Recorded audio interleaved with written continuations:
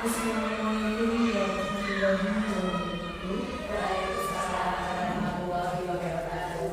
Yang terhormat Ibu Srini SPDSD selaku Kepala SDM Wilayah 02. Yang saya hormati Ibu Sri Lestari SPD selaku pemateri.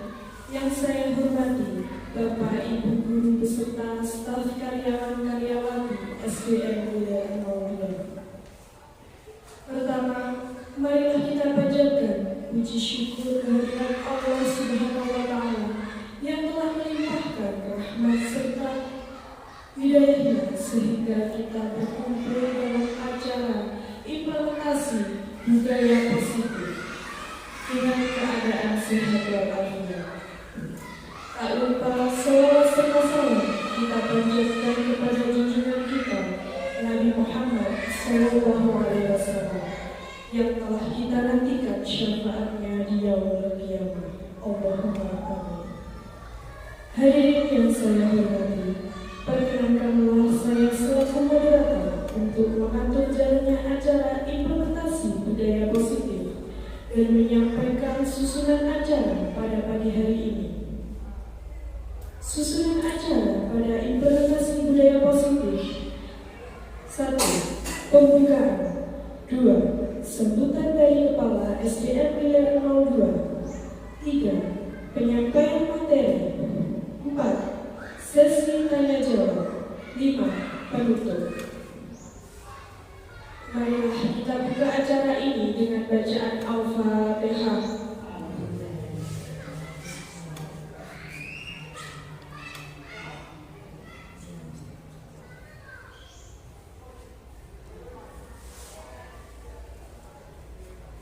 Acara selanjutnya, sambutan dari Ibu Kepala SDM Wilayah 02 kepada Ibu Sri SPDSD dipersilakan.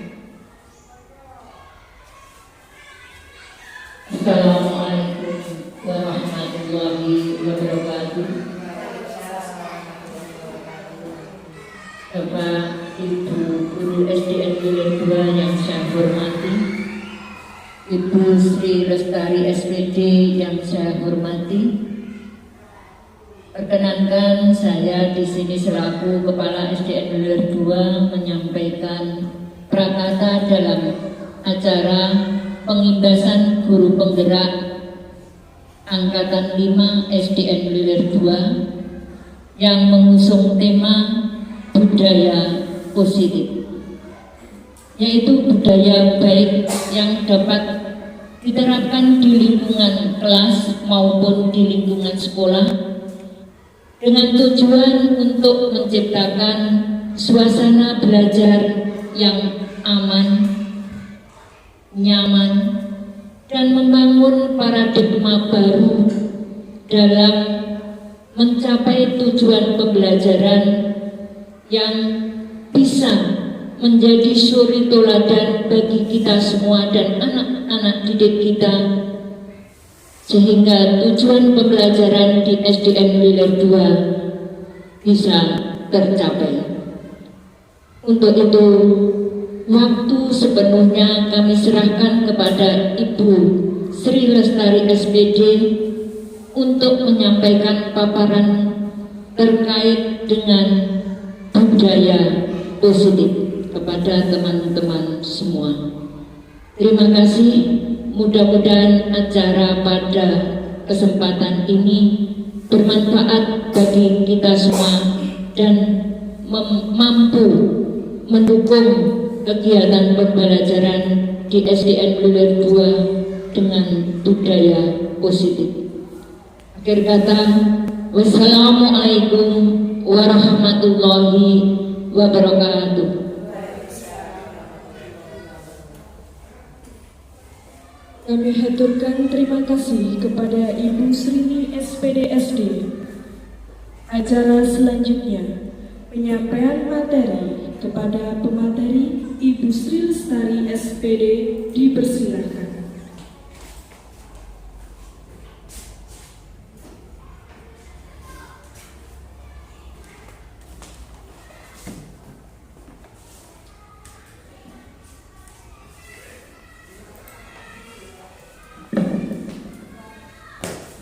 Bismillahirrahmanirrahim.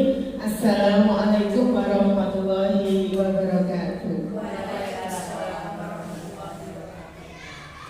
Yang terhormat Ibu Srini selaku Kepala SDN Bilir 02, yang saya hormati Bapak dan Ibu guru serta rekan-rekan di SD Bilir 02. Pertama-tama marilah kita panjatkan puji syukur kehadirat Allah Subhanahu wa Ta'ala yang telah melimpahkan rahmat taufik hidayah kepada kita sehingga kita bisa berkumpul di ruangan kelas 5 ini dengan tanpa aral suatu apapun. Sholawat serta salam senantiasa tetap kita limpahkan kepada Nabi kita, Nabi besar Muhammad Sallallahu Alaihi Wasallam yang telah membawa umatnya dari zaman jahiliyah menuju zaman Islamnya. Bapak Ibu guru, pertama-tama saya ingin mengucapkan banyak terima kasih kepada Ibu Kepala Sekolah yang sudah memberikan dan mengizinkan waktunya untuk implementasi budaya positif di SDN Bilir 02 ini. Selanjutnya saya juga mengucapkan banyak terima kasih kepada rekan-rekan guru yang sudah meluangkan waktunya menjaga waktu untuk mengajar dan mengikuti kegiatan kita pada pagi hari ini.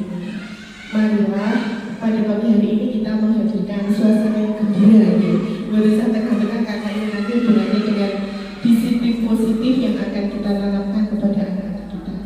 Namun sebelum kita nanti belajar bersama, mohon maaf di sini saya tidak akan memberikan ceramah apapun, tapi hari ini kita acaranya adalah bergembira, belajar bersama, berdiskusi bersama, dan kita mari memahami karakter-karakter dari anak didik sebagai wujud merdeka belajar yang saat ini sudah diterapkan oleh Bapak Menteri kita, Pak Menteri Nadiem Makarim. Sebelumnya mari kita bernyanyi ya Bapak Ibu ya, sudah ya dengan lagu Profil Pelajar Pancasila. Insya Allah Bapak Ibu bebas semua, jangan bebas semua. Mari kita awali. Dimohon juga Bapak Ibu berdiri semua. 1, 2, 3. Belajar Pancasila, beriman dan bertakwa pada Tuhan Esa dan berakhlak mulia, berkebinekaan global, gotong royong mandiri, kreatif dan bernalar kritis. 1, 2, 3. Belajar Pancasila, beriman dan bertakwa pada Tuhan Esa dan berakhlak mulia, berkebinekaan global, gotong royong mandiri, kreatif dan bernalar kritis. 1, 2, 3.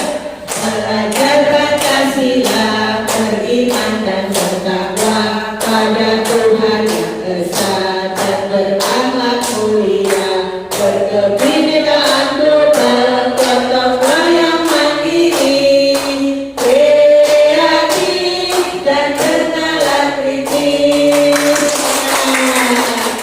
Alhamdulillah luar biasa Bapak Ibu guru. Alhamdulillah sudah hafal dan siap untuk menerapkan profil pelajar Pancasila di SDN Bilir 02 SD kita tercinta sebagai wadah kita untuk mengajarkan ilmu dan kebudayaan kepada anak didik kita. Mohon izin saya share screen. Salam dan bahagia. Biasanya kalau saya zoom itu pasti salam Nusantara. Assalamualaikum warahmatullahi wabarakatuh. Salam damai sejahtera, Om Swastiastu, Namo Buddhaya, salam kebajikan. Ini adalah salam kami di dunia virtual Bapak Ibu. Nanti kita akan belajar bersama tentang budaya-budaya positif yang materi ini sebenarnya ditulis oleh pengembang timnya Andri Nurcahyani, SPDMS, Biasa Ksiatira Jasa, MSc, dan Dr. Murti Ayu Wijayanti, MPD. Nah, sebelum kita masuk ke sesi materi, ada pertanyaan tematik yang nanti kalau Bapak Ibu jawab di dalam hati saja. Ini berhubungan dengan apa yang selama ini kita lakukan, dan saya pun juga seperti itu.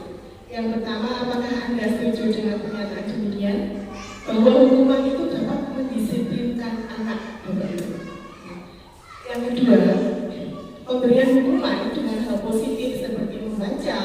atau membersihkan halaman sekolah itu dapat meningkatkan disiplin pada anak juga. Dan ini juga sering saya lakukan juga.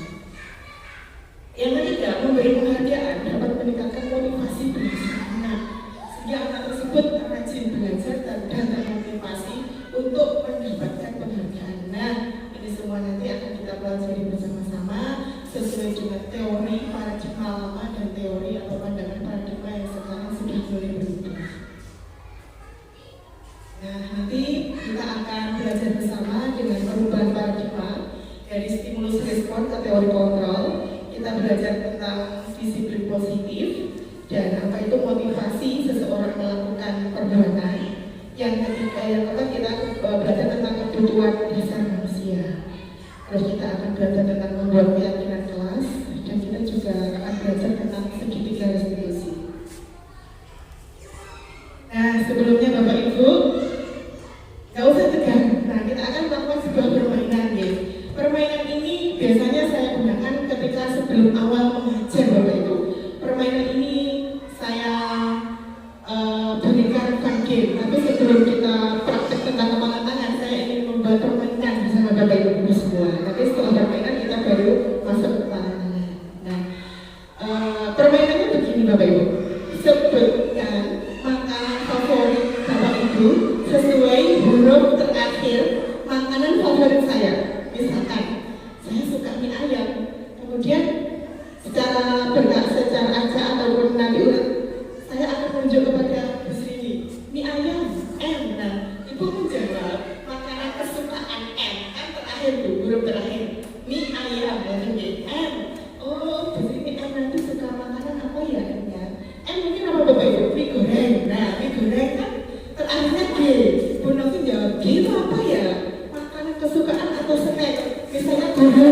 Nah, burjo itu termasuk makanan. Dengan seperti ini nanti pembelajaran sehari kita bersama murid itu akan menjadi semakin menyenangkan, semakin termotivasi sehingga anak-anak tidak kok datang, duduk, mendengarkan, mencatat, mengerjakan, rame, tukaran dan nanti akan pulang. Nah, mulai sekarang mari kita sisihkan fun game di setiap pembelajaran kita. Kita praktekkan ya Bapak Ibu ya. Nanti mulai dari siapa ya? Nanti Bu Sri atau Mbak Ati?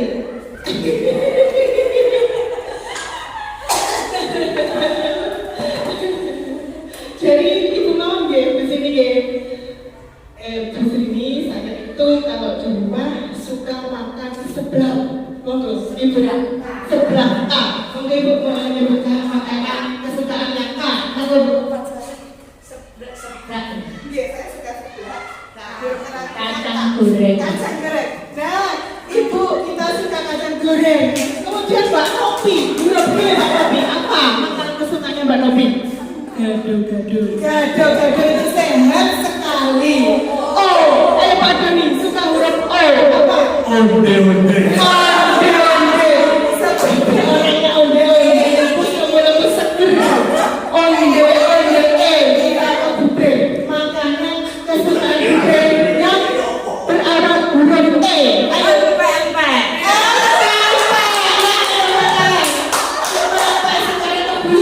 Makanan kesukaan Bulis yang diawali huruf K. Apa Bu? Kare. Kare. Alhamdulillah. Enak sekali ya. Apa sih karenya? Kare ayam Jawa manis. Kapan-kapan dibuatin Ibu di saya. Saya mau sekali. Kemudian ke Buliska. Kare E. Buliska. Makanan kesukaan Buliska huruf E. Ayo Pak. Ampe. Ampe. Ampe. Bisa sekali. Ampe. Karena kita suka. Kalau saya sudah tua, makanan bisa menyebabkan asam urat saya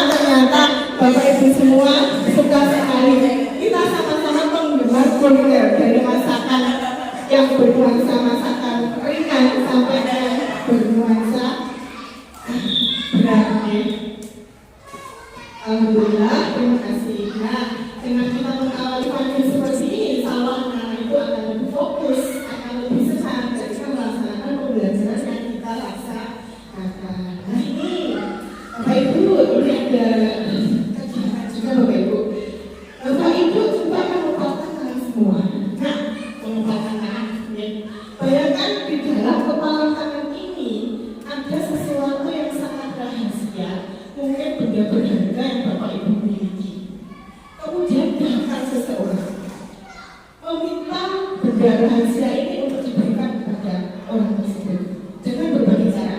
Boleh merayu, boleh meminta, boleh dia kalau istilahnya bahasa Jawa menggelitik, pokoknya ambrek ini barang yang kita genggam ini diberikan olehnya. Kira-kira Bapak Ibu bersedia tidak memberikan kepala tangan Bapak Ibu?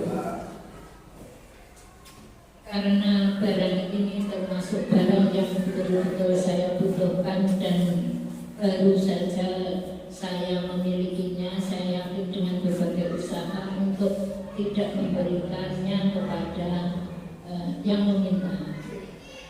Terima kasih Bu. Kalau Bu gimana Bu? Apakah Bu akan memberikan barang yang Bu berahasiakan ini kepada orang lain? Saya juga tidak akan melepaskannya karena juga barangnya ini termasuk barang kesukaan dan juga barang baru saja kita dapatkan. Ya, terima kasih Bapak Ibu. Nah ini barangnya seperti ini Bapak Ibu. Kalau kita mendidik anak kita, jadi barangnya murid itu adalah orang lain yang kita. Nah, orang lain itu memaksakan kepada kita.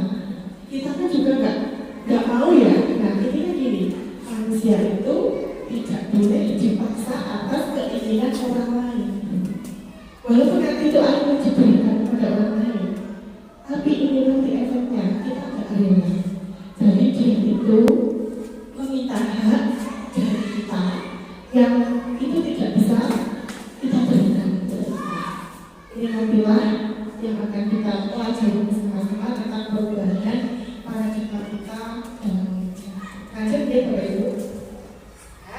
Ini merupakan perubahan paradigma atau teori kontrol dulu kita sebut dengan teori kontrol. Bapak Ibu, saya itu dulu itu sekolah tahun 90-an gitu. Jadi saya dulu banyak mengadopsi cara Bapak Ibu guru saya dalam mengajar saya. Tetapi ini kan zaman dulu ya saya mungkin belum berkembang ilmu pendidikan seperti yang sekarang ini. Nah, ini adalah murni dari saya sendiri. Guru mengontrol murid. Nah, Bapak Ibu sering seperti ini? Ya, termasuk saya. Saya juga sering mengontrol murid saya. Murid harus manut dengan saya. Apapun yang saya katakan, murid harus manut. Jadi, termasuk kadang-kadang orang tua juga gitu harus manut dengan kita. Nah, sebenarnya ini paradigma yang sudah mulai berubah, Bapak Ibu. Jadi bukan kita yang mengontrol murid, tapi mereka lah yang memiliki pengendalian diri atas diri mereka. Jadi kita sebagai guru, kita wajibnya untuk mendampingi apa yang mereka inginkan. Yang kedua ada ilusi zaman dulu, perubahan pendapat zaman dulu bahwa kritik itu kritik dan membuat orang merasa bersalah dapat menguatkan karakter. Nah, saya pun juga demikian, sering mengkritik tujuannya untuk menguatkan karakter agar baik. Nah, ini sebenarnya tidak tepat Bapak Ibu menurut teori-teori yang sekarang berkembang. Lalu harus bagaimana? Nah, ini kita pelajari nanti. Yang ketiga bahwa ilusi, semua penguatan positif, efektif dan bermanfaat. Ternyata tidak Bapak Ibu. Ini bermanfaat untuk sementara, tapi untuk perkembangan murid selanjutnya tidak akan efektif. Contohnya di mana tadi? Penguatan positif efektif. Kamu pandai sekali, nak. Kamu cantik sekali, nak. Kamu rapi sekali, nak. Nah, ini sebenarnya penguatan yang efektifnya waktu saja. Untuk selanjutnya, murid itu akan tergantung kepada penguatan efektif kita. Jadi tidak bisa menurut. Yang ketiga, ilusi bahwa orang dewasa memiliki hak untuk memaksa. Nah, ini sering kita lakukan. Karena apa? Dulu saya itu belajar mengajar seperti ini sudah mengadopsi dari guru-guru saya waktu SD, SMP, SMA juga seperti demikian Bapak Ibu. Nah, contohnya begini, memaksa. Kalau tidak mengikuti saya, kamu besok tidak akan naik. Kalau tidak mengikuti saya, nilai kamu jelek. Nah, sering kan? Apalagi kalau kita emosi, sedang emosi dan tidak berdua karena menghadapi anak ya, seperti pengalaman kita semua itu angel-angel enak, sulit-sulit susah. Ada deh. Apakah Bapak Ibu merasakan hal yang sama dengan seperti yang saya ceritakan demikian? Iya.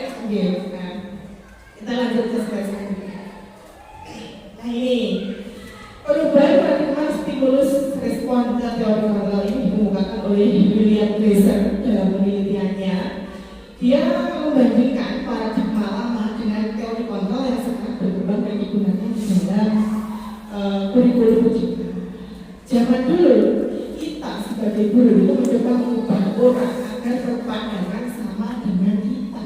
Kira-kira bisa nggak Bapak Ibu? Tidak bisa. Nah, sekarang yang sedang berubah, yang sedang dijalani itu adalah kita berusaha memahami pandangan orang lain tentang dunia. Jadi mari bersama-sama kita memahami dan saling memahami, mengerti tentang berbagai perubahan dan paradigma. Yang dulu perilaku buruk dilihat sebagai suatu kesalahan. Jadi seandainya anak itu ngelari moncongnya atau membuat sepeda moncongnya, itu salah. Nah, sama sekarang perilaku anak-anak itu memiliki tujuan. Tujuannya apa? Kamu kok ngelari moncongnya? Tujuannya apa? Kamu gak disiplin? Itu setiap anak nanti pasti ada tujuan. Nah, ini penerapannya pada segitiga distribusi. Orang lain bisa mengontrol saya. Apakah bisa Bapak Ibu? Tidak bisa. Yang ada hanya kitalah yang mengontrol diri kita sendiri. Terus ada paradigma lagi. Saya bisa mengontrol orang lain. Bisa Bapak Ibu? Tidak bisa. Yang ada sekarang, Anda tidak bisa mengontrol orang lain. Bapak Ibu, CCTV aja loh, nggak bisa mengontrol kita ya. Kalau kita luput dari CCTV, kita menghindar, pasti kita tidak akan terkontrol. Jadi paradigma saya bisa mengontrol orang lain sama sekarang tidak ada. Yang ada adalah kita tidak bisa mengontrol orang lain. Seterusnya, pemaksaan ada pada saat rujukan gagal. Nah, seringkali ya, kalau kita merayu murid, pemaksaan pada saat rujukan gagal. Contohnya, Bagas kamu besok ikut lomba nyanyi ya, enggak Bu? Terus akhirnya gagal, kita sebagai guru gagal mengajar, kita memaksa. Kembali lagi, kalau nggak manut saya nilai kamu jelek. Nah, itu sebenarnya tidak boleh. Yang ada kita berusaha berkolaborasi dengan konsensus menciptakan pilihan-pilihan baru. Kita ngomong baik-baik, kita menyepakati suatu hal bersama tersebut. Dengan kesadaran tersebut maka akan menjadi sebuah kesepakatan. Terus paradigma pandangan terdahulu itu model berpikir menang-kalah. Jadi saya menang-menang, saya kalah. Nah, itu mulai sekarang mari kita coba Bapak Ibu, terutama dalam mendidik kita. Tidak bisa Bapak Ibu kita terapkan pada zaman sekarang. Karena apa? Kemajuan teknologi, pengaruh globalisasi itu luar biasa sekali terjadi pada anak didik kita. Jadi harusnya kita sekarang pikirnya itu menang-menang. Jadi kita memenangkan apa yang kita mau, anak didik memenangkan apa yang mereka mau. Jadi mari kita berpikir secara menang-menang dan tidak memaksakan apa yang kita mau. Oke, boleh sana, mari kita bersama-sama merubah cara mengajar kita serta cara paradigma atau pandangan kita tentang mengajarkan anak didik. Nah, ini Bapak Ibu, sekarang kita masuk ke mana disiplin. Kalau berbicara disiplin, yang ada di pikiran Bapak itu apa? Saya pengen kepada Briska. Kalau berbicara tentang disiplin, apa yang ada di benak Briska? Disiplin itu menurut saya ketaatan waktu yang Ketaatan kepada aturan. Saya ingin Pak Doni, disiplin menurut pandangan Pak Doni apa Pak Doni? Disiplin itu menurut saya adalah selalu mengerjakan apapun itu sesuai dengan jadwal. Jadi intinya tepat waktu. Nah, namun Bapak Ibu, dalam budaya kita itu makna disiplin sudah berubah menjadi sesuatu yang dilakukan seseorang pada orang lain untuk mendapatkan kepatuhan. Contohnya bagaimana Bapak Ibu? Di dalam kelas kita itu mendisiplinkan anak. Tujuan kita apa? Agar kita itu dipatuhi, ditaati oleh anak didik. Nah, kecenderungan umum adalah menghubungkan kata disiplin dengan ketidaknormalan. Oh, anak kecil Bapak Ibu, kita sebagai orang dewasa kalau mendengar kata disiplin, otomatis yang ada dalam hati kita pasti gak nyaman. Ya, bukan dengan apa yang kita hargai atau pencapaian suatu tujuan yang maksud Disiplin itu bukan dengan sesuatu yang kita hargai, kita patoki, tapi dengan embel-embel ben orang, maka biasa ben orang kayak takut orang disiplin. Jadi hal tersebut tidak muncul secara sadar dari dalam diri kita. Nah ini Bapak Ibu, sebagai pendidik apa sih tujuan kita? Tujuan kita sebagai pendidik setiap hari datang pagi, siang, dan sore, tujuan kita itu sebenarnya apa toh? Tujuannya kita mendidik adalah mewujudkan anak-anak yang memiliki disiplin diri sehingga mereka bisa berperilaku dengan mengacu pada nilai-nilai kebajikan universal dan memiliki motivasi intrinsik bukan ekstrinsik. Jadi nanti kalau motivasi ini ada 3 yang akan kita belajar ini. Terus ini ya, kita ke kebajikan universal. Nah, apa itu kebajikan? Kebajikan itu adalah kebaikan, hal positif. Universal itu sifatnya umum. Jadi nilai kebajikan itu adalah sifat positif manusia yang merupakan tujuan mulia yang ingin dicapai setiap individu. Jadi setiap individu kita, terutama anak didik kita itu mempunyai tujuan mulia. Dan tujuan-tujuan tersebut bersifat universal, umum, bisa lintas bahasa, lintas bangsa, lintas agama, maupun latar belakang. Jadi diharapkan yang di kurikulum kita ini dengan adanya kebajikan universal, karakteristik anak didik kita itu nanti akan tercermin melalui nilai-nilai kebajikan universal. Dan kebajikan universal itu tercermin pada lagu yang kita nyanyikan tadi. Bapak Ibu, belajar Pancasila. Yang pertama, belajar Pancasila, beriman dan bertakwa. Jadi anak-anak itu kita nanti diharapkan menjadi insan yang beriman dan bertakwa kepada Tuhan. Karena alhamdulillah di sini Muslim maka Tuhan kita adalah Allah. Belajar Pancasila, beriman dan bertakwa pada Tuhan yang Esa dan berakhlak mulia. Banyak sekali akhlak mulia. Ada budi pekerti, sopan santun, saling menolong, dan sebagainya. Berkebinekaan global. Jadi mereka itu memiliki wawasan yang luas. Karena pada zaman sekarang banyak sekali pengetahuan-pengetahuan baru muncul. Nah, kalau kita tidak pandai mencari, kita akan tersesat. Kita akan mengikuti budaya-budaya yang notabene tidak seperti apa yang kita harapkan. Ya sekali di contohnya gitu. Gotong royong mandiri. Gotong royong sudah sering kita lakukan. Setiap hari anak-anak membersihkan kelas, setiap hari anak-anak secara bergiliran untuk menurunkan bendera, menaikkan bendera dengan gotong royong. Gotong royong mandiri, kreatif dan bernalar kritis. Kreatif contohnya apa? Mereka itu kreatif menyampaikan apa yang mereka mau. Jadi kata kreatif itu terkait dengan apa-apa, bakat apa yang dimiliki oleh anak, kita keluarkan, kita tamu sebagai guru, dan kita bisa menyatukan keinginan kita dengan keinginan anak itu dalam satu tujuan. Nah ini nanti pembelajarannya sekarang saya pelajari masih yang di modul 2. Nanti nggak tahu di modul 2 itu ada pembahasan lagi seperti demikian atau bentuknya lainnya. Dan bernalar kritis, maksudnya nalar kritis itu kok bukan kok mengawasi Bapak Ibu guru dan melaporkan Bapak Ibu enggak. Bernalar kritis maksudnya kenapa ya? Bernalar kritis tentang pengetahuan baru. Jadi mereka itu cenderung mencari tahu apa yang belum mereka tahu tentang suatu materi. Contohnya, mengapa ya buku-buku itu kok mengalami fase berubah metamorfosis? Jadi mereka kritis bertanya kepada kita. Nah sebagai guru kita juga harus bisa menampung dan mewadahi nalar kritis anak didik kita.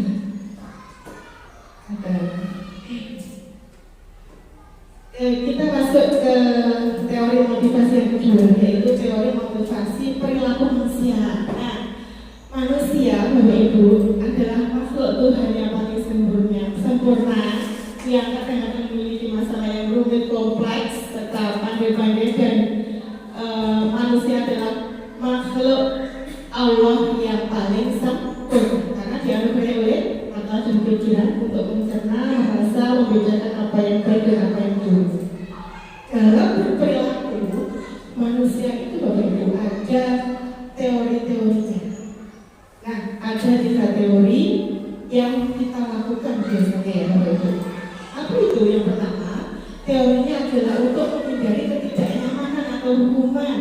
Nah, anak didik kita, bahkan kita sendiri kadang melakukan sesuatu itu untuk menghindari ketidaknyamanan atau hukuman yang diberikan oleh gurunya. Anak berpikir nanti, apa yang akan terjadi apabila saya tidak melakukannya? Dan motivasi anak tersebut berasal dari luar, dari gurunya, bukan dari dalam dirinya.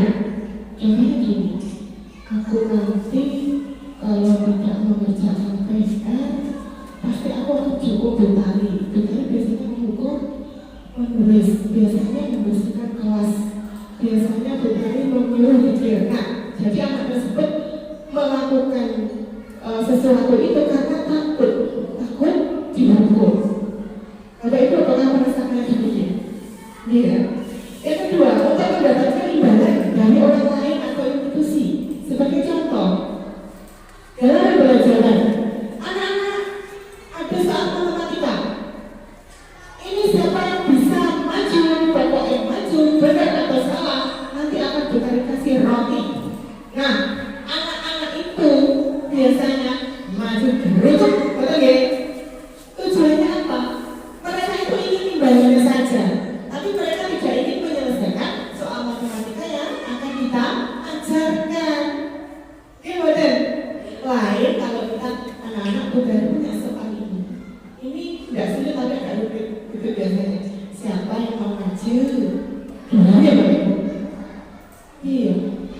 Apalagi anak yang semua lebih kecerdasan biasa nih. Mereka tahu tapi anak saya pintar, coba iya, terus kamu tuh saya coba lagi teman bukan punya kakak, siapa yang mau langsung seret, saya dulu 3 orang Devina sama Andika. Nah, maju seret mereka bukan. Nah, inilah yang dimaksud untuk mendapat imbalan. Jadi motivasi mereka melakukan sesuatu itu bukan atas dasar saya bisa, saya suka, saya mampu, tapi karena ada rotinya, ada imbalannya di luar negeri. Itu sering terjadi. Dan kedua, motivasi ini adalah motivasi luar anak, bukan dari diri anak sendiri. Yang ketiga, nah ini yang harus kita terapkan, mulai kita jalankan sebagai guru untuk menghargai diri sendiri. Jadi bukan hanya murid, tapi Bapak Ibu guru juga harus untuk menghargai diri sendiri. Jadi saya itu melakukan sesuatu untuk menghargai diri saya, tidak untuk mengharapkan imbalan atau hukuman. Nah, motivasi internal ini harus selalu kita munculkan.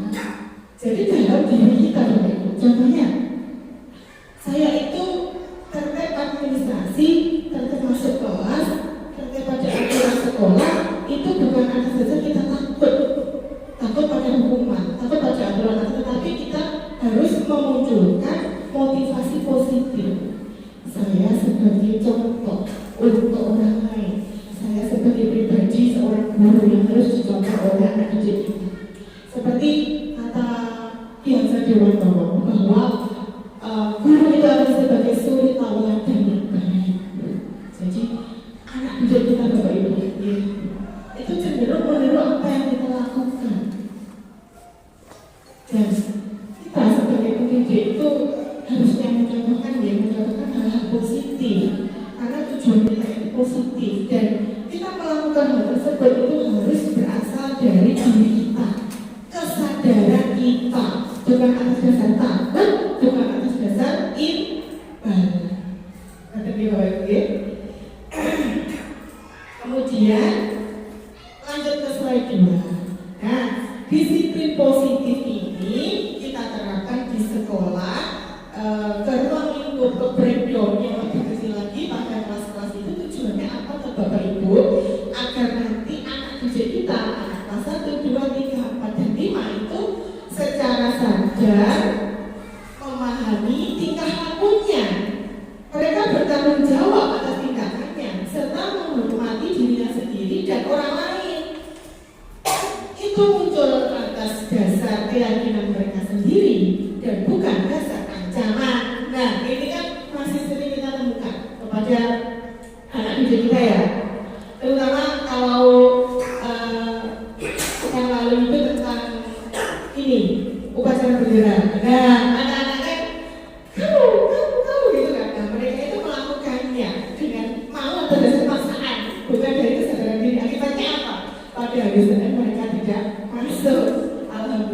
Misalnya kita menemukan bagas anak kelas 6 yang dia dengan sadar dan termotivasi mau menjadi pemimpin upacara. Nah, ini adalah salah satu contoh bahwa kita itu memaksa tidak akan menghasilkan sesuatu yang seperti yang kita inginkan.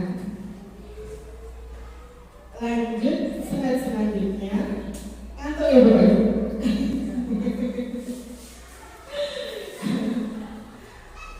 Terus kita belajar tentang kebutuhan dasar manusia. Nah, sebagai manusia itu ada laki-laki, perempuan, kecil, tua, muda, sudah berumur dan belum berumur, dan sesuai dengan apa yang ada di kita masing-masing dan tidak terasa. Saya sendiri pun juga umurku kok 40. Nah, ini adalah usia-usia kawan kita dulu. Perasaan baru kemarin saya itu bertamu di sini, saya bersilaturahmi dengan Bu Srini, dengan semua teman-teman. Kok sudah hampir 40. Nah, Bapak Ibu, sebagai manusia kita itu memiliki kebutuhan dasar. Kita perlu bertahan hidup, kita perlu kasih sayang dan rasa diterima atau love and belonging. Kita perlu kekuasaan, kita perlu kebebasan, kita juga memerlukan kesenangan. Itu hak mutlak hakiki ada pada diri kita masing-masing. Dan secara sadar ataupun tidak sadar, kita itu sudah merasakannya, tapi belum tahu bahwa ini adalah teori dasar untuk memenuhi kebutuhan manusia. Tidak hanya kita, anak didik pun juga memiliki kebutuhan besar, tetapi berbeda dengan kebutuhan Bapak Ibu guru.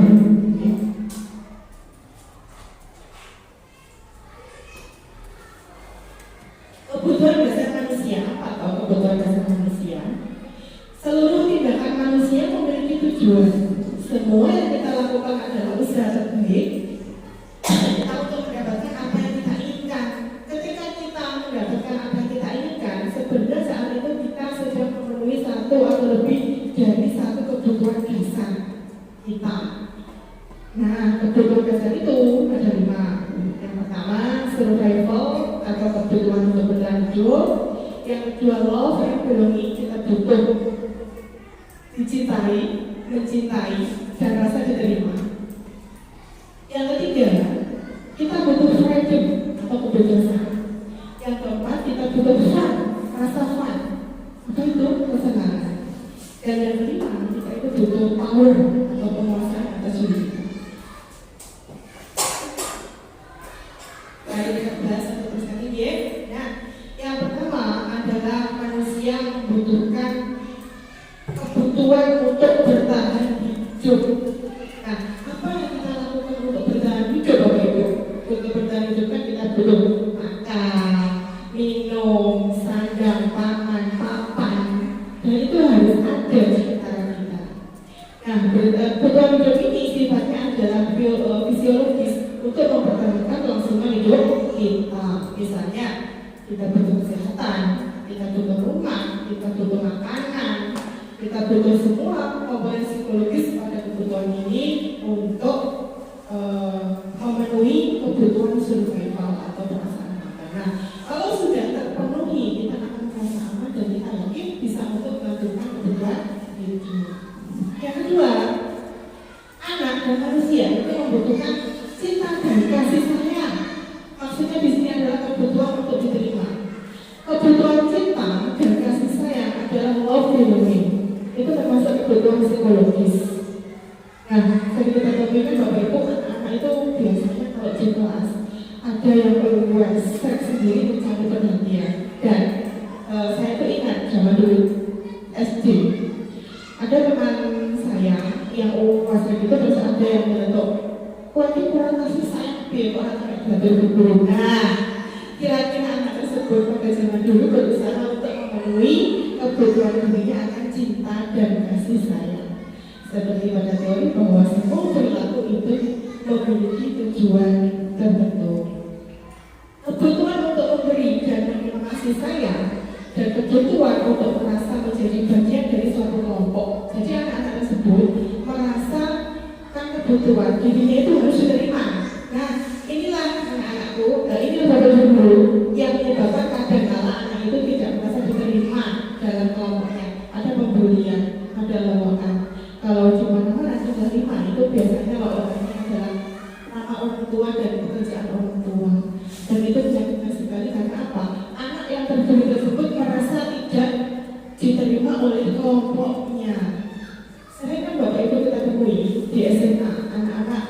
kategori. Biasanya murid baru, mereka tidak diterima oleh kelompoknya dan anak tersebut berusaha untuk memenuhi kebutuhannya agar bisa diterima oleh kelompoknya. Nah, anak-anak ini biasanya mereka akan suka bekerja dalam kelompok. Anak yang membutuhkan kasih sayang itu biasanya suka berkelompok karena mereka mencari identitas atas dirinya sendiri. Yang ketiga, penguasaan atau kebutuhan pengakuan atas kemampuan. Kebutuhan ini berhubungan dengan kekuatan untuk mencapai sesuatu, menjadi kompeten, menjadi terampil, diakui atas prestasi dan keterampilan kita. Jadi pengakuan atas diri mereka, oh aku ada loh di kelas ini, aku ada loh di sini untuk mengikuti pelajaran.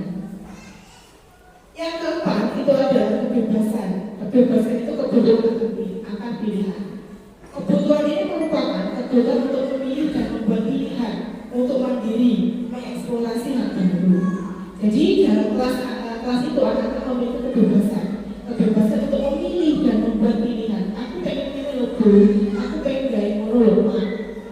Nah biasanya kita itu menjalin kesepakatan atas kebebasan anak untuk memilih. Jadi anak dalam kelas itu tidak merasa mereka itu takut, mereka itu terbebani, mereka itu menjadi malas ke sekolah karena takut akan bapak dan ibu guru. Nah teori ini Bapak Ibu sudah mulai diaktifkan, ya. Akan tetapi kita harus berusaha menciptakan bagaimana anak tersebut datang dengan senang hati, dengan fun, dengan cinta untuk kita masuki ilmu pengetahuan yang baru. Anak-anak juga butuh kesenangan atau kebutuhan untuk merasa senang. Jadi jangan buat anak didik kita itu merasa tertekan. Contohnya pada matematika biasanya. Matematika itu mereka merasa tertekan. Kalau matematika, K5 kan mulai sulit dibuat. K5 sulit, K6 lebih sulit. Itu sudah ada yang masuk. Masuk. Keluar, biasanya. Nah, apa yang kita lakukan agar mereka membuat kesenangan? Kita motivasi mereka. Kalau belajar matematik ini kalau belajar matematik, tanamkan kepada diri kita, pada pikiran kita.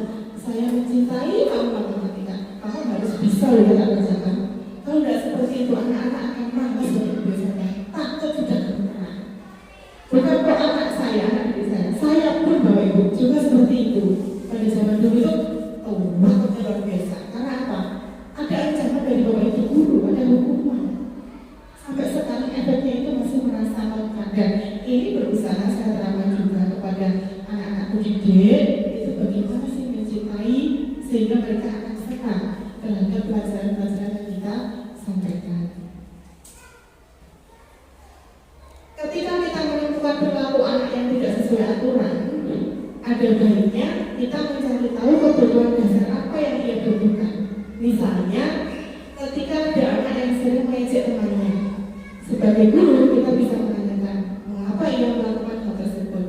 Jika sudah menjawab, senang saja Bu, artinya anak itu sedang memenuhi kebutuhan dasarnya akan kesenangan. Sering ya Bapak Ibu, wah konco, sering ya. Nah, kalau kita tanya, misalkan Bagas, saya tanya Bagas, pada anak saya banyak Diki, Dika, WK, WK. Kamu tadi mengejek Darita. Ya Bu. Terus kenapa? Saya bisa saja Bu, saya senang saja Bu. Nah, berarti secara dasar dari anak tersebut sudah memenuhi kebutuhannya untuk merasa senang. Karena mereka itu merasa senang mengejek. Nah, kalau kita memenuhi rasa kesenangan bagaimana Bu? Misalkan kalau terkenal kita beli sepatu, kita beli tas baru, itu kan senang. Nah, dengan seperti itu saya sadar kita itu sudah memenuhi kebutuhan akan rasa senang. Kalau rasa bertahan atau berlanjut, ya kita sekarang beli makan, minum, rasa aman, sehat, itu sudah secara tidak sadar kita sudah memenuhi kebutuhan hidup kita. Rasa sayang, kasih sayang, itu sudah Bapak Ibu semua dapatkan di rumah. Nah Bapak Ibu semua,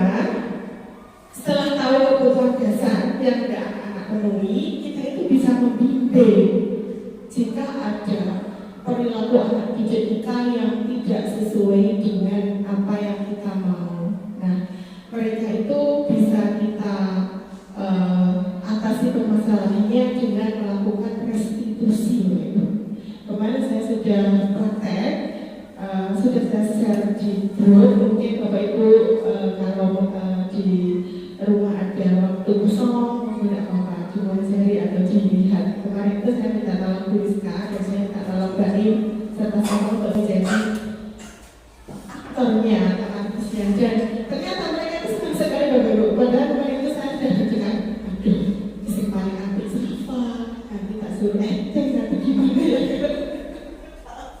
Itu saya itu sudah berjalan, akhirnya saya bicara ini hanya MP loh, nanti ya tidak terjadi perubahan dan anaknya ya ini cuma MP gitu. Okay. Terus kita belajar tentang 5 posisi kontrol guru. Nah, kita sebagai guru, mari kita bersama-sama merenungi, merefleksi posisi kontrol mana sih yang saat ini masih saya terapkan di kelas, yang saat ini masih saya lakukan. Menurut Dianegos itu seorang peneliti, ada 5 posisi kontrol guru di dalam pembelajaran. Guru tersebut berperan sebagai penghukum, guru tersebut berperan sebagai pembuat rasa bersalah, guru itu berperan sebagai teman, guru tersebut berperan sebagai pemantau, dan guru tersebut berperan sebagai manajer. Nah, bagaimana itu Bapak Ibu? Mari kita belajar bersama-sama lagi. Pertanyaan saya adalah, apakah Bapak Ibu ngantuk? Saya ingin memastikan kepada Pak Chandra, apakah ini masih rekam dengan baik? Oke.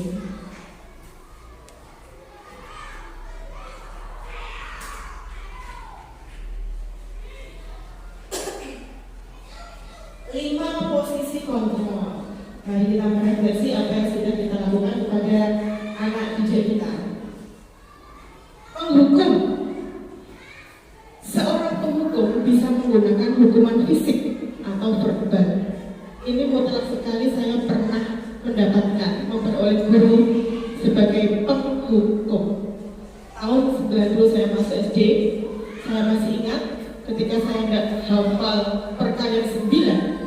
Saya disuruh maju di kelas, terus kata juga Bapak Ibu tahun 90 saya disampluk, saya dijawab karena tidak hafal perkalian. Nah, ini Bapak Ibu, ini ada enggak? Nanti PPT-nya saya share ya di grup sebelumnya. Sebagai seorang penghukum, biasanya guru itu akan berbuat menghardik, menunjuk-nunjuk, menyakiti dan menyindir. Menyakitkan sekali Bapak Ibu. Dia menunjuk-nunjuk. Kamu tuh bodoh, kamu itu gak bisa. Gimana sih? Tadi sudah saya terangkan. Nah, kamu kok gak bisa? Itu dulu saya sudah mengalaminya. Dan guru itu berkata, kalau kamu tidak melakukannya, awas ya rasakan. Nah, itu sakit sekali Bapak Ibu. Kan jadi anak didiknya. Dan hasilnya, sebagai seorang guru tipe penghukum, anak itu akan selalu memberontak dan menyalahkan orang lain, serta anak itu terus berbohong untuk menghindari hukuman yang diberikan oleh si guru penghukum tersebut. Nah, kaitannya dengan dunia berkualitas apa? Murid meletakkan guru di luar dunia berkualitas. Jadi murid itu sampai kapanpun akan punya cap ke saya. Ditarik kan bisa tahu aku gelap. Nah, besok aku mau polisi tak hilang di dalam. Kalau kita menjadi seorang guru penghukum. Dan murid, terutama murid SD kan penanaman karakter dan akhlak luar biasa terbentuk dari guru SD. Itu akan berkata, iya, paling gue yang musuh-musuh. Nah, lebih menyakitkan lagi karena murid sekarang kita itu pintar dengan itu. Kau baru sedang stroke. Kita itu Allah. Jadi apa yang kita berikan itu ternyata berdampak juga pada mereka ya. Nah, dengan kita menjadi posisi penghukum, murid itu tidak akan berkurang tindakan mereka, tapi malah mengulangi kesalahan. murid yang buat pasti jarak meneng. Dan kita sebagai misalkan seorang guru di bidang hukum, kalau sudah emosi tingkat tinggi biasanya tidak bisa menahan emosinya. Nah, mulai sekarang tolong dihindari karena guru-guru juga sudah berubah, paradigma juga sudah berubah. Nah, ada juga tipe membuat orang merasa bersalah. Ini efeknya luar biasa sekali pada anak didik. Kalau mungkin di SMP itu ya, nah, kalau SMP kan sudah berubah psikologis atau wataknya, mereka lebih kompleks. Kalau anak SD itu kan anaknya masih polos, masih lucu, masih monoton sekali dengan bapak ibu gurunya. Nah, jangan sampai kita itu membuat merasa bersalah kepada mereka. Biasanya perbuatan guru yang tipe membuat orang merasa bersalah itu adalah berceramah, dan mengatakan seharusnya. Ibu kecewa. Nah, biasanya gitu. Dan ini seperti yang dijelaskan pada pertemuan saya di Zoom. Biasanya pembuat orang merasa bersalah itu alus nyelkit. Biasanya seperti itu. Tiba-tiba guru seperti demikian. Dalam hal ini guru sering berkata, kamu seharusnya, kamu sudah tahu, ibu lelah sekali nak menghadapi kamu kan. Bayangkan dari pagi itu sudah ceramah, itu sudah kesana kemari. Aku lelah sekali nak menghadapi kamu. Kamu gimana sih? Ibu stres nggak? Banyak masalah itu di rumah, banyak masalah belajar itu. Kalau itu sudah menghadapi kamu, lelah saya, wes tanggung dewi. Nah, itu efek psikologisnya anak-anak merasa tidak diperhatikan. Dan akhirnya dari anak ini menyembunyikan sesuatu dan selalu menyangkal, selalu berbohong atas apa yang dilakukannya. Kemudian murid berkata, maafkan saya Bu. Dampaknya apa? Murid itu merasa rendah diri. Saya dulu waktu secara tidak saya sadari saya juga masuk ke dalam murid yang merasa bersalah terus. Kasusnya bagaimana Ibu? Ketika itu membuat clipping satu kelompok, itu ternyata orang itu benar-benar nih karo gurunya. Akhirnya dampaknya saya dan grup saya saat itu mau ngapa-ngapain serba bingung karena takut revisi, takut salah. Jadi guru tersebut melontarkan beberapa kata-kata yang mungkin tidak pantas ya pada zaman dulu itu. Jadi karena murid SMA itu sudah memiliki perasaan, sudah memiliki kemanaman emosi, jadi aku biawar nemuin guru aku sama ini salah ya, biawar sehingga inovasi sehingga kreativitas anak itu akan terpendam. Karena apa? Takut salah, jadi tidak muncul. Orang ini mesti karo guru, itu sudah ada sudah terkena dampak lah pada diri saya zaman dulu. Nah, posisi kontrol guru itu sebagai teman. Nah, sebagai teman, guru itu masuk ke dunia mereka. Ini baik Bapak Ibu, akan tetapi jangan sampai murid itu menjadi kabeh wani kurang duga. Istilahnya bahasa Jawa, kabeh wani kurang duga. Karena kadang-kala kita itu berusaha memahami anak. Nah, anak tersebut sudah menganggap kita sebagai teman. Nah, menganggap sebagai teman, mereka lupa ini bu guru saya. Saya harus menghormati, menghargai dan dengan adab sopan santun yang selama ini kita terapkan. Nah, anggapan murid, Butari sebagai koncoku, sekarang gak apa-apa. Nah, gitu, jangan sampai kita itu menerapkan posisi teman dan akhirnya mereka itu kadang kurang duga kepada kita. Nah, cirinya apa? Guru yang mempunyai kontrol seperti ini, mereka selalu membuatkan alasan-alasan untuk muridnya. Ayolah lakukan demi ibu. Nah, seperti kita berbicara kepada teman kita. Ayo toh Mbak Nobi, mancan aku rawani Mbak Nobi itu pas kontrol biasanya itu. Jadi saya dan murid berusaha untuk menjadi teman. Sebagai posisi teman, guru itu berkata, masa kamu tidak mau? Ingat tidak ibu pernah bantu. Ingat tidak kamu pernah ibu bantu. Jadi kita masuk ke dunia mereka, seolah-olah kita menjadi teman mereka. Dan kita harusnya bersikap, kita juga harus mempunyai kontrol. Nah, kalau ada masalah, monggo kita menerapkan posisi kita sebagai teman. pada situasi lain, mereka itu juga harus menerapkan karakter-karakter menghormati, menghargai yang kita contohkan kepada mereka. Dampaknya apa Bapak Ibu? Dampaknya jika kita menerapkan posisi teman, itu murid itu lemah, tidak mandiri dan bergantung. Kalau mereka membuat kesalahan, mereka ada gini loh, ada stigma, ada anggapan Butari konco gue paling aku gak dukung. Nah, itu harus kita hindari, itu harus kita minimalisir sejauh mungkin. Jadi mereka tidak bergantung dan tidak merasa Butari konco gue gak apa-apa, mana ya biasanya Bu. Terus posisi kontrol yang keempat, memantau. Guru tipe pemantau. Guru itu selalu menghitung dan mengukur, memantau ya CCTV-nya. Jadi selalu menghitung dan mengukur. Apa peraturannya? Hasilnya, guru itu menyelesaikan diri. Dan bila diawasi, anak itu akan selalu gimana ya? Kalau pemantau kita kan memantau, kita mengamati. Jadi murid itu akan selalu ada saja alasan kalau mereka itu bersama. Kaitannya dengan dunia berkualitas bahwa murid meletakkan guru peraturan dan hukuman di dunia berkualitas. Jadi murid itu memandang gurunya sudah berkualitas, gitu ya. Muridnya berkata, berapa banyak bintang yang saya harus peroleh, berapa halaman yang harus saya tulis. Biasanya guru kan mengukur kemampuan siswa dengan apa yang mereka dapat, dengan bintang, dengan hasil pekerjaan. Nah, dampaknya pada murid adalah menitikberatkan pada sanksi atau hadiah.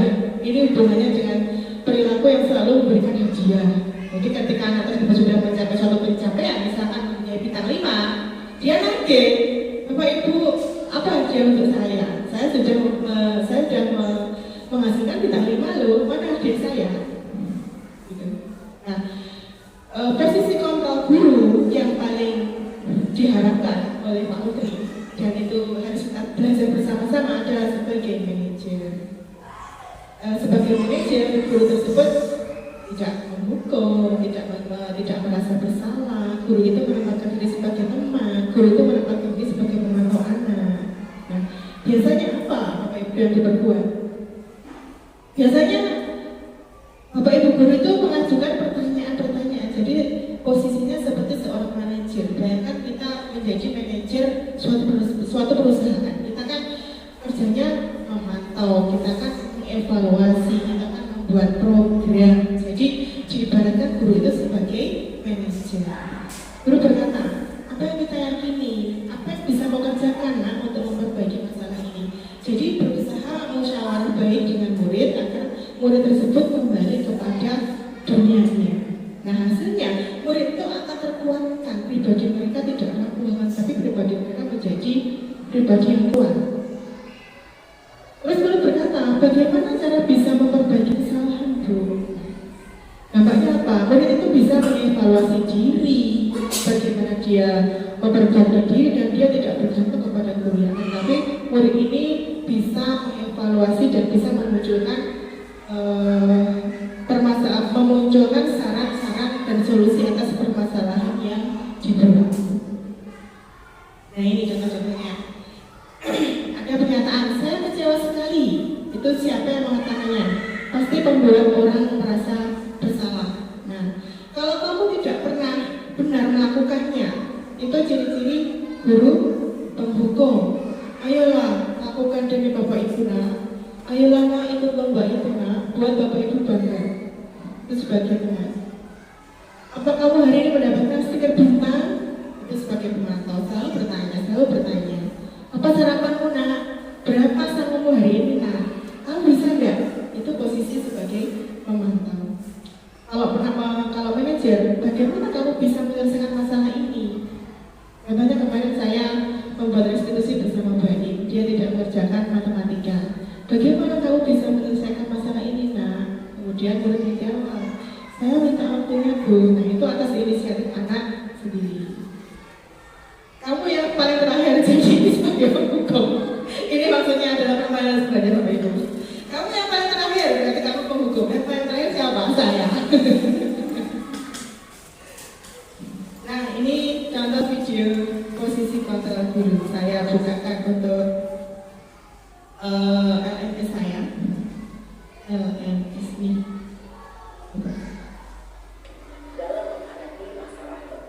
Nah ini contohnya. Monggo Bapak Ibu disimak terlebih dahulu.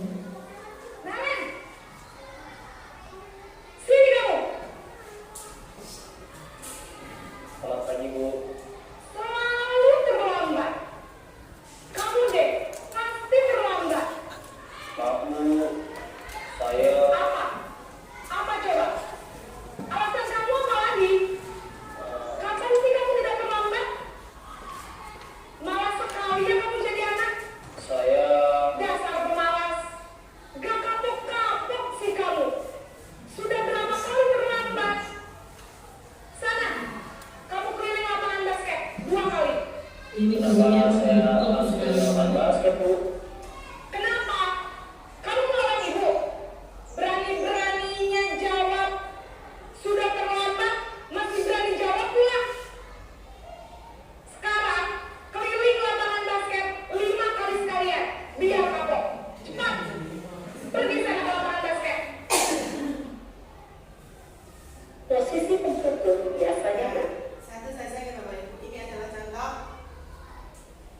Ini adalah contoh posisi guru sebagai penghukum. Dia menggunakan suara yang keras sekali dan akibatnya murid tersebut menjadi takut dan suatu saat dia akan mengulangi kesalahan yang sama karena tidak muncul dari diri pribadi murid akan tetapi karena takut.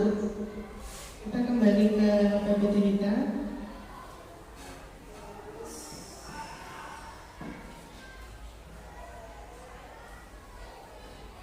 Nah, sekarang kita masuk kepada keyakinan kelas. Keyakinan kelas itu apa tuh Bapak Ibu? Keyakinan kelas itu adalah hal-hal yang kita sepakati bersama dengan murid dan itu harus mewujudkan keinginan mereka. Tujuannya apa? Agar tercipta budaya-budaya positif yang disepakati oleh anak-anak. Jadi bukan berdasarkan apa yang kita mau, tetapi kesepakatan kita bersama anak didik dan dibuat bersama-sama, disetujui dan dilaksanakan bersama-sama. Keyakinan akan lebih memotivasi seseorang dari dalam atau motivasi secara intrinsik. Jadi hal-hal itu muncul dari keinginan murid yang kita ajar.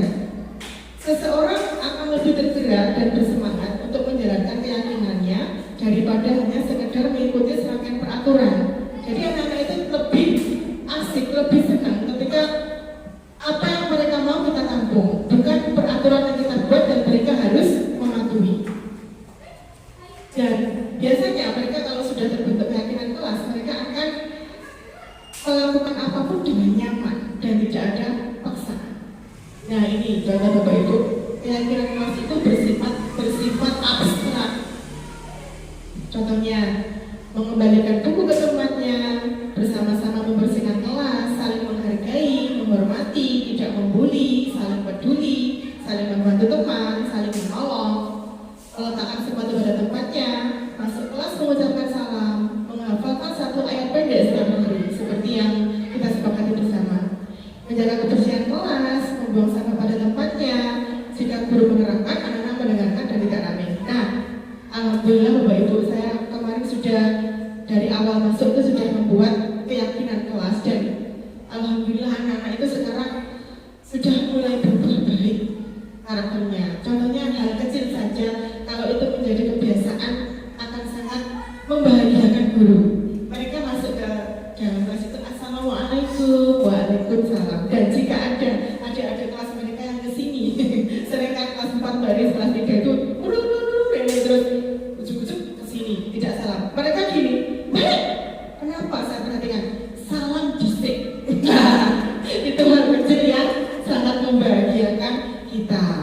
Nah ini saling menolong, saling peduli, saling membantu, meletakkan sepatu pada tempatnya. Pada awalnya anak-anak itu sepatu ditaruh di mana-mana, di kolong meja, di pojok sana.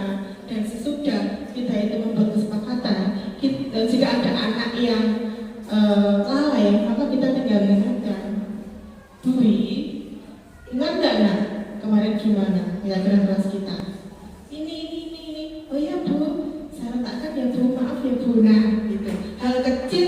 tapi sangat membahagiakan.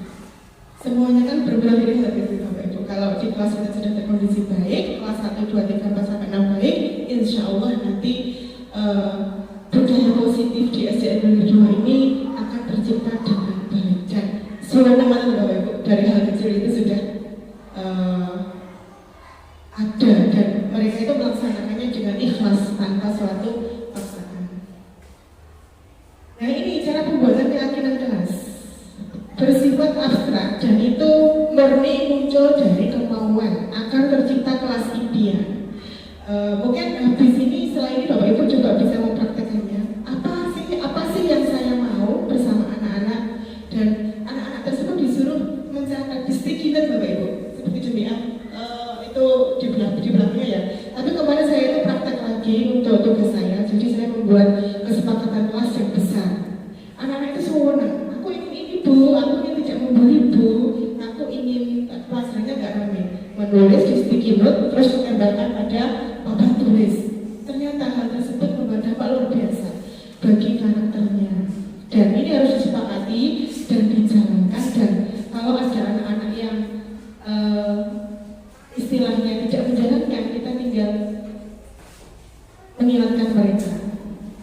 Nah ini Bapak Ibu, jika ada permasalahan dalam kelas tentang anak didik kita bisa melakukan segitiga restitusi. Segitiga restitusi itu apa tahu? Segitiga restitusi itu adalah proses menciptakan kondisi bagi murid untuk memperbaiki kesalahan mereka, sehingga mereka bisa kembali pada kelompok mereka dengan karakter yang lebih kuat. Ini menurut Gosen pada tahun 2004. Jadi ketika ada murid yang nakal, ada murid yang bersalah, kita itu tidak serta-merta membentak mereka, menyalahkan mereka, tapi kita melakukan diskusi dulu dengan mereka. Restitusi ini proses kolaboratif yang mengajarkan murid untuk mencari solusi atas masalah. Jadi mereka itu membuat masalah, kita itu berusaha mengembalikan mereka pada kelompok, dan mereka itu bisa memberikan solusi atas masalah yang mereka buat.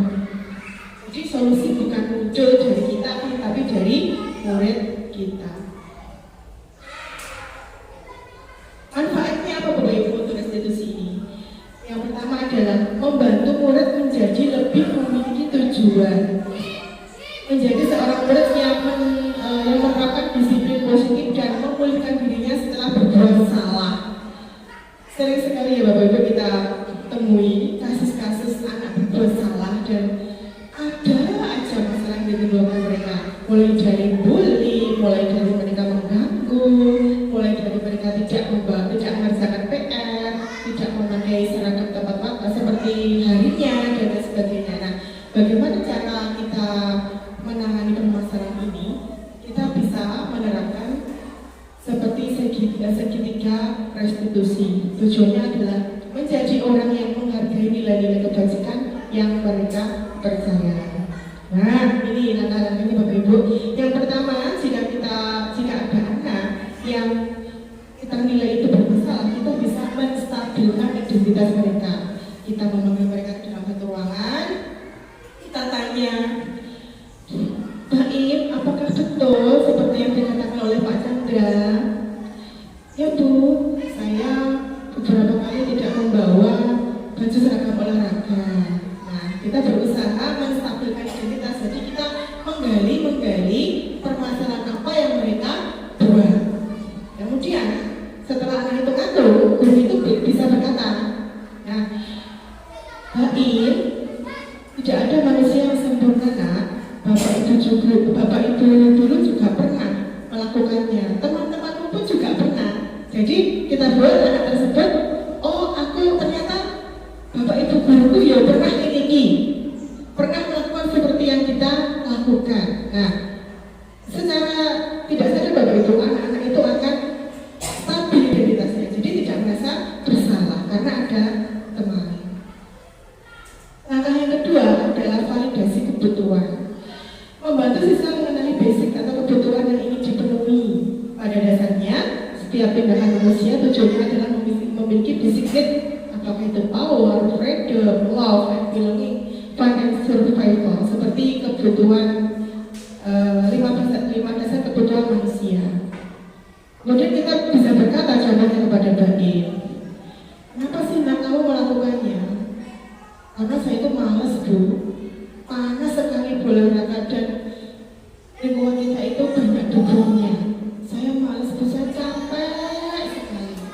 intinya kan dia pengen bebas, tidak ikut olahraga. Nah, itu dia berusaha memenuhi kebutuhan dirinya akan kebebasan. Kemudian sang guru bersahabat dapat berkata, kamu pasti punya alasan mengapa melakukannya. Apa pentingnya buat kamu?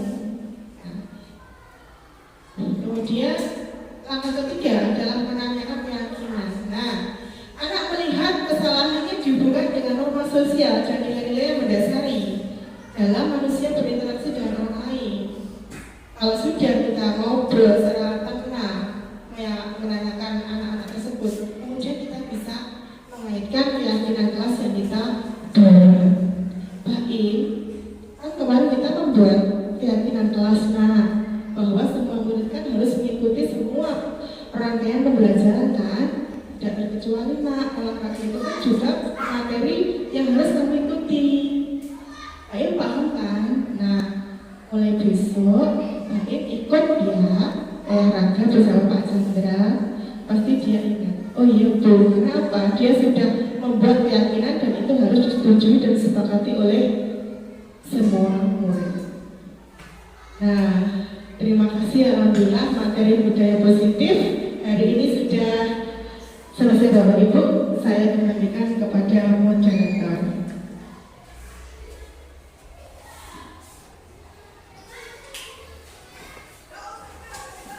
Terima kasih. Saya memberikan kepada Ibu Pemateri, Ibu Sulustari SPD, untuk acara selanjutnya yaitu sesi tanya jawab. Mohon Ibu-Ibu jika ingin bertanya kepada pemateri dipersilahkan.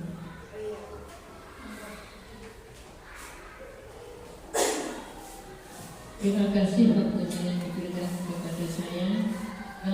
Mencermati apa yang disampaikan oleh Bu Sri Lestari di awal tadi, ada istilah hukuman.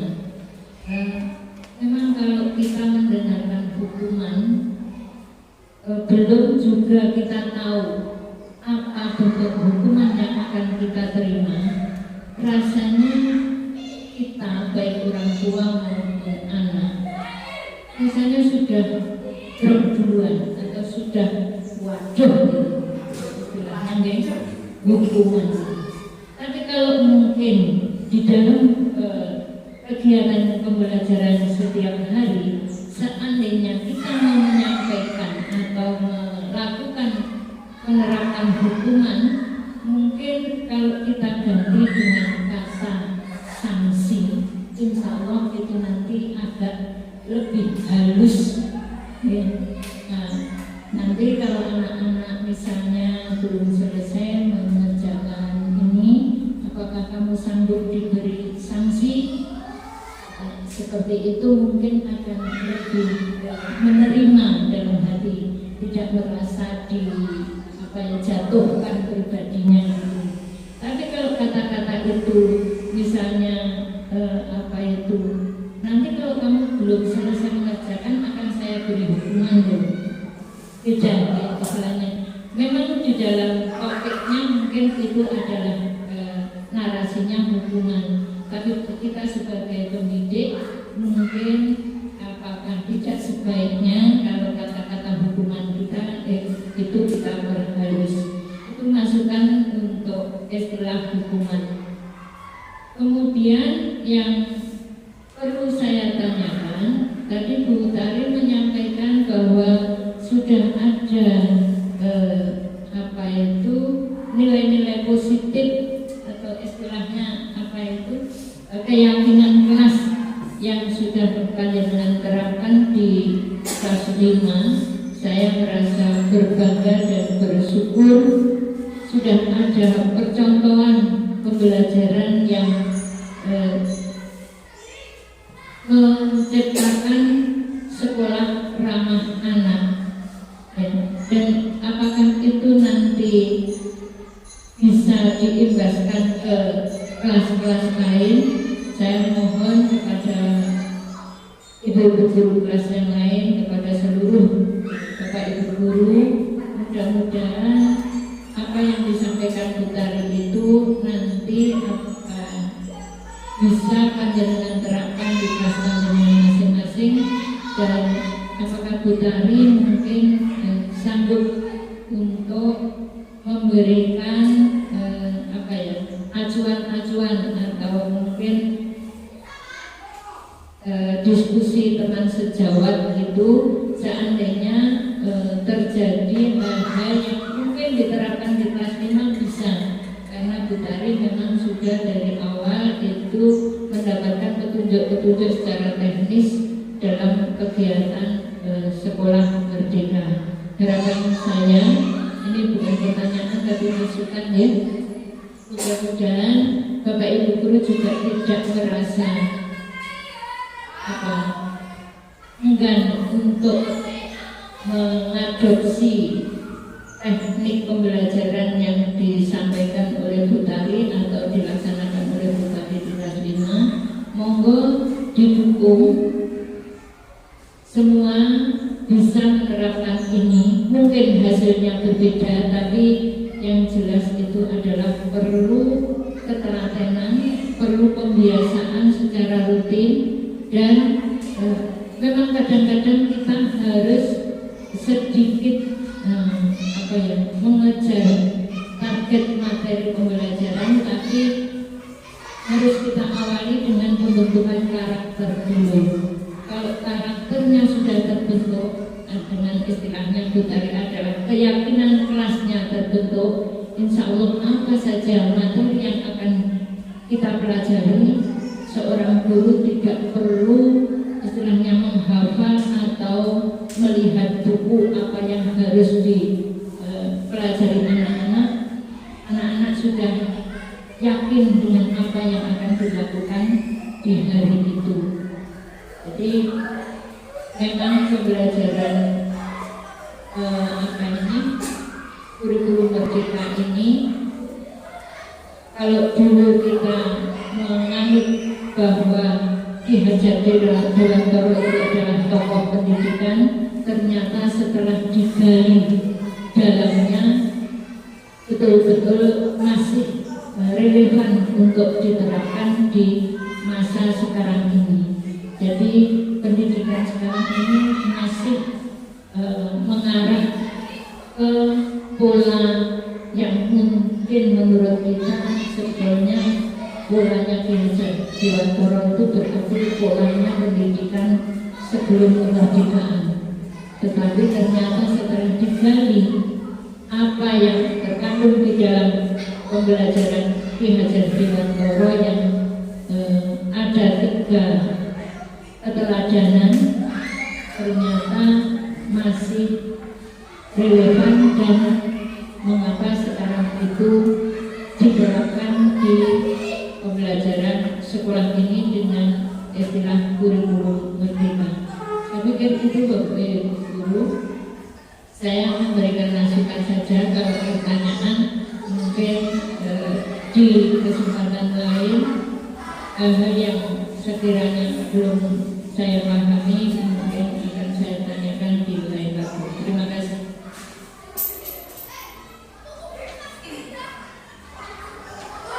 Terima kasih kepada Ibu Sri. Mungkin dari ibu-ibu yang lain atau yang ingin menanyakan,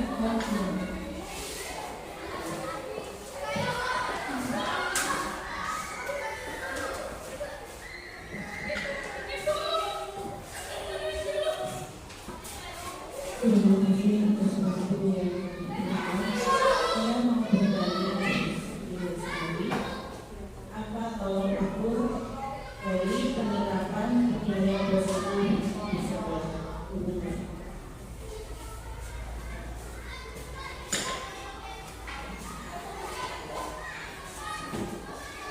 Terima kasih sampaikan kepada Bu Ati. Ya, waktu itu memang tolong ukur keberhasilan gitu. Kalau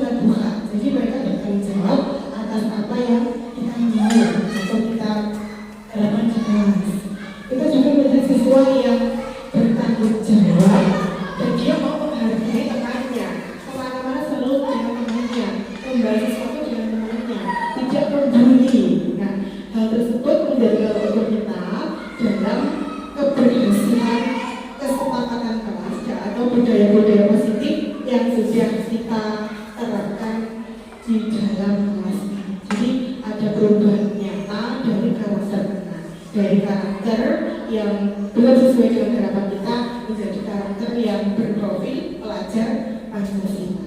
Terima kasih. Mungkin itu saja Badik. Yang kedua dari Rizka, monggo.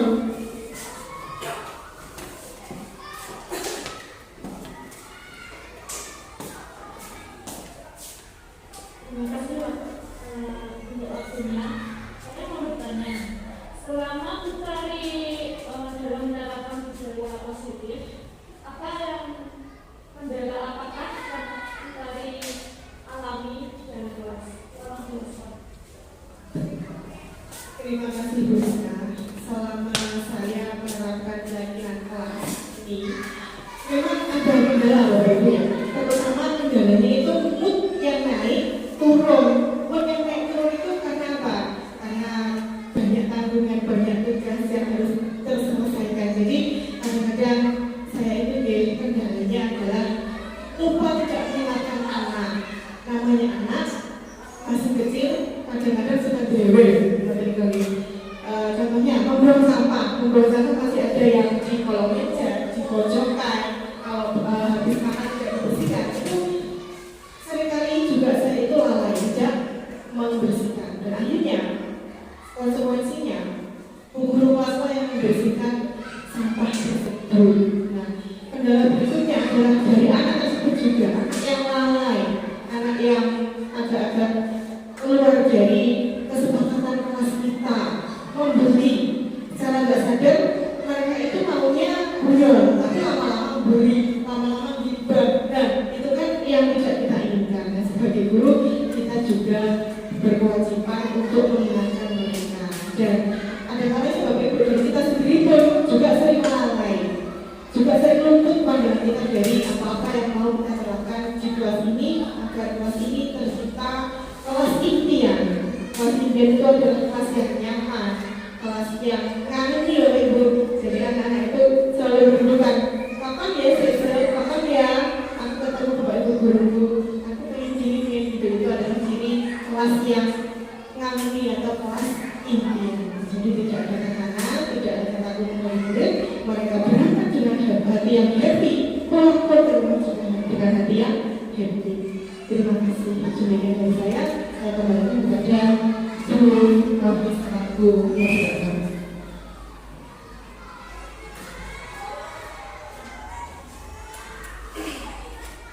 Terima kasih pertanyaan dari Ibu Ati dan Ibu Risma. Kita lanjutkan acaranya, yaitu doa penutup. Doa penutup yang akan dibawakan oleh Bapak Doni Siswoko SPY. Pada Bapak Doni Siswoko SPY dipersilakan.